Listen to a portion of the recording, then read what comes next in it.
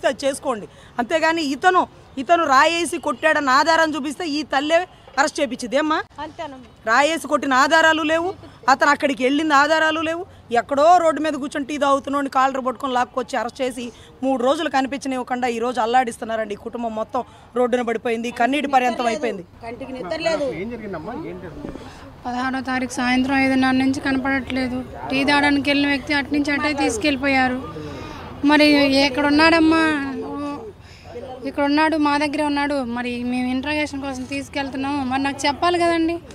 చెప్పి తీసుకెళ్తే సర్లే మీ దగ్గర ఉన్నారని మేము ఉంటాం కదా. అప్పటి నుంచి తీసుకెళ్ళారు. పిల్లలు 3 పిల్లలు చిన్న ఏడుతూనే ఉన్నాడు. మరి నా పిల్లలకు ఆధారం ఎవరు? ఆయన ఆటో తోలితేనే నా ఇల్లు గడిచేది. నేను ఒక అంగన్వాడీ ఆయాని, నా జీతాలు ఎప్పుడు వస్తాయి? నాకు ఆయన ఆటో తోలకపోతే నా ఇల్లు ఎట్లాగా? భార్య పిల్లలు ఏమవ్వాలి సార్ మీరు తీసుకెళ్ళిపోతే? పోలీసులు డిఎస్పీ సార్ మా దగ్గరే ఉన్నాడు అని చెప్పారండి.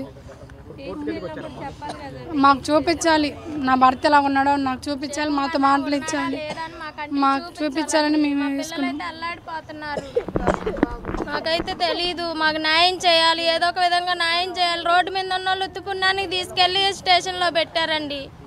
మాకు న్యాయం చేయండి ఏదో ఒకలాగా. చిన్న పిల్లల్ని తీసుకెళ్ళి వాళ్ళని కొట్టి వాళ్ళు నేరం చేశారని ఒప్పిస్తున్నారండి, ఏ తప్పు చేయకుండా. మీరే చూడండి, ఇట్లా మీడియాలో మాట్లాడుతున్నారు కానీ ఏదేదో చేస్తున్నారు. అవన్నీ వేయకుండా న్యాయం జరిగేలాగా చూడండి. మా అబ్బాయి కాని వచ్చేలాగా చేయండి, అదే మేము కోరుకుంటున్నాం. నమస్తే అండి. గౌరవ జగన్మోహన్ రెడ్డి గారి మీద జరిగిన దాడి, గులకరాయి దాడి మనందరం చూసింది. ఆ గులకరాయి అతి వేగంగా వెళ్ళి